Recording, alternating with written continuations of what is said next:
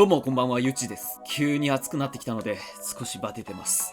だがしかし、こんなに暑いとやはり水着や際どいラインのプラモを眺めているのが最高だね。さらにこの暑さを乗り切れそうなエッチなファンアートをいただきました。やっぱエッチなふみな先輩最高だね。こちらのイラストはプラグミンさんのイラスト。その他に色々なメカや娘を描いているので、気になったらチェックだ。プラグミンさん、エッチなイラストありがとうございます。最高だ。さて、このチャンネルではガンプラや美少女プラモにいかがわしいことをしていくチャンネルです。さて、今日いかがわしいことをしていくプラモデルは女神デバイスの高畑のどかです。最近ボッキュンボンのプラモいっぱい作ってきましたからね。たまには合法的なロリボディをエッチな目線で舐め回すように見ていくぜ。さて、ちょいと真面目にレビューしていきます。今回の素体はスサノオシリーズとは違い、いつもの女神デバイス。キュービとかアスラとか、あそこら辺と同じような感じです。ただ、全く素体が同じようなものを使われているのではなく、またお腹の肉付きがとてもエッチに仕上がっている。さらに、エッチだけではなく、足や胸周りのパーツで塗り分けがとても綺麗。しかも、女神デバイスシリーズなので可動域は本当に申し分ない。さらに顔の作り込みもとても良くて、比較すると分かりやすいんですが、顔の彫りがとても深くなっている。他の子よりさらに可愛く仕上がっているってわけですよ。まあ表情は中でも鼻血が出ている顔がとてもいいんですよね。ですが個人的にはエッチな妄想をするなら鼻血ではなく半透明の白い。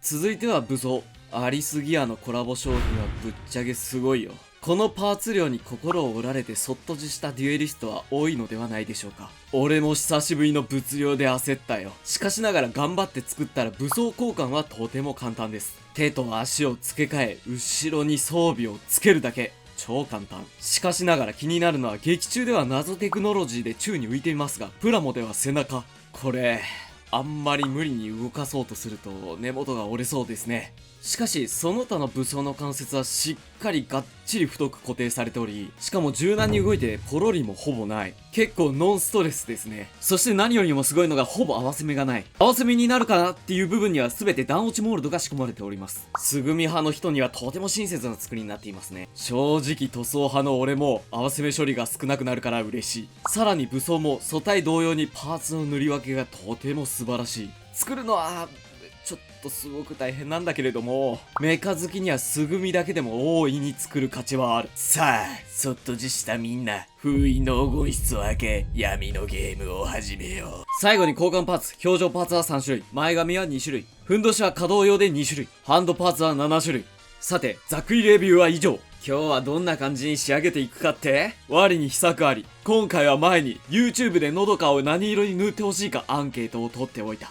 アンケートの内容がこんな感じだ。ユニコーンカラーとかはほぼ俺の趣味だ。そして何よりもバンシーカラーは割とネタ枠で入れていた。が、しかしアンケート結果はなんと1位はバンシーカラーだった。個人的にはちょっと意外だった。ですが、何よりも皆さんたくさん投票してくれてありがとうございます。また何かしらのアンケートを取ると思うので、その時もまた投票しに来てくれると嬉しいぜ。というわけで、今回はアンケート結果から高畑のどかをバンシー覚醒カラー風に塗っていくぜ。それでは下処理いくぜ。まずは合わせ目処理から。腰回りなんかにはがっつり合わせ目があるので、ミスターセメント SP で合わせ目を消していきます。消し方は簡単。消したい部分に溶剤を流し込み、両サイドを強く押さえつけたら、中から出てきた溶剤をよく乾燥させ、クラフトヤスリの細めでサクッと削り、スポンジヤスリで表面を整えます。整えるとこんな感じ。これを合わせ目がある部分全てにやっていきます。ただ、普通に合わせ目を消すと塗装した後に肩などの塗装が剥げる部分があります。肩などの関節は塗装後、塗装が剥げないように、ヤスリでサイズを調整し、隙間を作ります。肩の他には肘、膝、足首などを調整していきます。さらに足のすねにはロールジョイントがあるのですが、これが微妙に不自然。ここも合わせ目を消します。武装にあるウィングパーツは合わせ目があるので、合わせ目を消して後はめできるようにしていきます。やり方は簡単。ここの引っ掛けを切り落とすだけ。これで合わせ目を消した後、はめることができます。次にプラモの宿命パーティングライン。プラモといえばこいつは絶対ある。こいつにはデザインナイフでカンナ掛け、その後スポンジヤスリで整えてあげればこんな感じ。パーティングラインが目立つパーツにはこれをやっていきます。続いてパテ盛り。首は少し不自然な形をしているのでパテで関節を埋め、さらに形を整えておきます。その他に腕の横に伸びる合わせ目などにパテを盛り、自然な形に仕上げます。そして形をならすだけではなく、肉抜きなどの目立つところにはパテを埋め、綺麗に仕上げていきます。次にモールド。既存のモールドには 0.2mm のタガネで墨入れをしやすくするように彫り直しておきます。筋彫りをしたらしっかり最後はヤスリがけをしましょう。さらに各所のモールドでここら辺に彫ればサイコフレームっぽくなるんじゃないってところを 0.8mm のタガネで慎重に幅を広げます。これをいろんな場所にやっていきます。さらに本体のスカート周りが少し物足りないので、ちょっとだけ追加モールド、追加する部分にシャーペンでマーキングしてからデザインナイフで溝を掘り、 0.1mm のタガネでモールドを作ります。ヤスリで表面を整えたら 0.2mm のタガネでモールドを仕上げていきます。これで大体の下処理は終了。一度細かい塵やゴミを洗い流し、よく乾燥させたら塗装いくぜ。まずはガイアマルチプライマーを全体に塗り、塗装の食いつきを良くさせます。その後、ミスターサーフェイサーグレイを使い、装甲周りを灰色にします。そこにエメラルドグリーンからパステルミントグリーンの順番にグラデーション塗装をしていきます。このグラデーション塗装でサイコフレーム風に仕上げます。これをよーく乾燥させてからマスキングをして、その後再びサーフェイサーグレイで灰色に染め上げます。グラデーション塗装が終わったら内部フレーム。まずミスターサーフェイサーブラックで全体を黒く塗り、スターブライトシルバーと純色シアンのコンボでブースター周りを青メタリックに塗ります。その後一部をパールカッパーで金色に塗装という感じで、金色というが意味は同色。それを忘れて最近なんか金色の動画っていう感じで紹介してるやつがいるらしいんですよね。いやほんとそいつバカですよね。どういう顔をしているんでしょうね。どう金で紹介するやつなんでほんとバカ。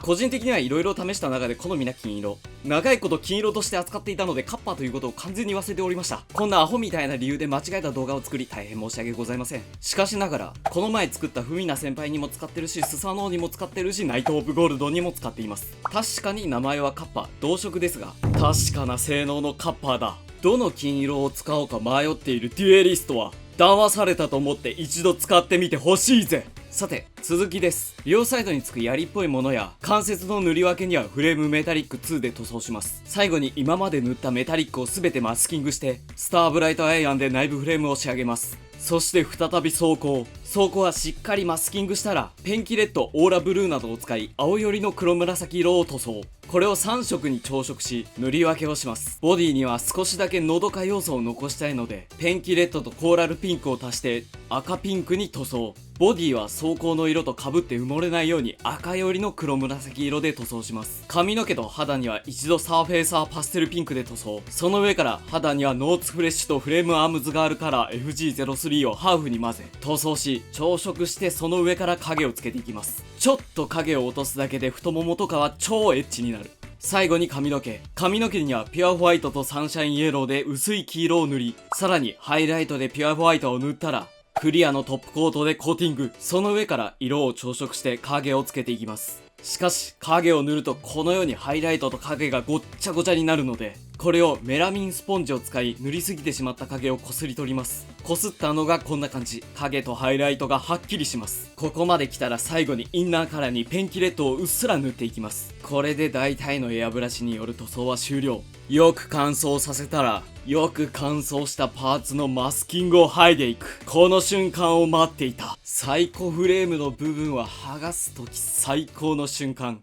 ここからは部分塗装。まずは墨入れ。装甲部分は墨入れブラックを使い墨入れをします。はみ出してしまった部分はエナメル薄め液で拭き取っていきます。口元はエナメル塗料のホワイトとレッドを使いピンク色を大雑把に塗ります。そしてエナメル薄め液を染み込ませた綿棒で拭き取れば綺麗に仕上がります。さらにのどかの鼻血は塗った肌を傷つけないように爪楊枝で優しく描いていきます。これでいい感じの変顔になります。デカールはマークソフターを使い付属しているフェイスデカールを貼ります。フェイスデカールって結構貼るの難しいですよね。今回は玄関工房さんからデカールの貼り方の相談を受けました。作っているラックスが結構言われていたとかなんとかで見に行ったんですが、確かに怪しい。でも武装の盛り方はかっこいい。せっかく相談を受けたので少しデカールの貼り方のコツを紹介していきます。まずは説明書を開き元の顔を確認します。眉毛やまつげが髪の毛のどの位置にあるのかを確認するといいぞ。その眉毛とまつげを基準にし、あとは前髪をかぶせながら微調整をすれば完成。ちなみにこれは一度失敗した後から学んだ自己流だ。失敗って思ったでしょ。実は過去の動画のゼルフィカール、こいつよく見ると完成後の顔が違う。貼り付けをミスったため手元にあったバーゼラルドの顔をポン置きした。ちなみに玄関工房さんのラクス様の動画でこのチャンネルを紹介していただきました。ありがとうございます。感度3000倍を嫁と楽しんだらしいな。裏山けしからん。このチャンネルを経てビプラの沼にどんどん落ちていくがいじりすけよ。あ、でもそのタイマニンのせいで嫁とバチバチになっちゃダメですよ。これからも良きライバル、そして変態紳士の仲間として闇のゲームを楽しもうぜ。さて続きです。さらに装甲部分はあまり貼りすぎないように市販で売っているデカールを程よく貼ります。デカールが貼れたらチーク、顔には100均の化粧品でチークを描いていきます。塗りすぎてしまったらティッシュで調整すると綺麗になります。最後にトップコート、艶消しとクリアをハーフに混ぜ塗っていきます。これで全ての作業は終了。これが俺が作ったバンシー覚醒カラー、いや高畑のどかのアナザーカラーだ。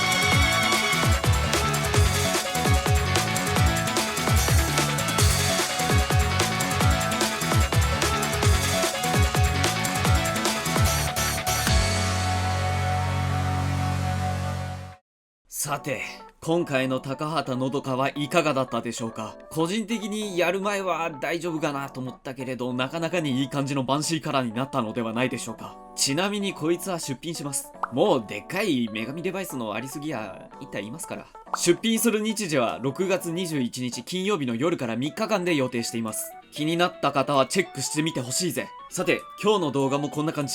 個人的に好きなアリスギアのキャラはしたら、皆さんの好きなアリスギアのキャラは誰でしょうか。よかったらコメントで教えてくれよな。あとよかったらチャンネル登録とグッドボタンよろしくな。もう一人の僕相棒。今回はファンアートや動画でいじってもらったり盛りだくさんだったね。嬉しい限りだぜ。プラグミンさん、玄関工房さん、ありがとうございます。またファンアートや俺の自信作のエッチなプラモも見てほしいなんてあったら X でコメントくれよな。もしかすると動画で紹介するかもしれないぜ。ちなみに玄関工房さんがいらしてくださったライブ配信はだいたい水曜日の夜9時にやっているぜ。よかったら見に来てよね。それでは次回の動画でまた会おうぜ。またな。考えられない当たり前に浸ってる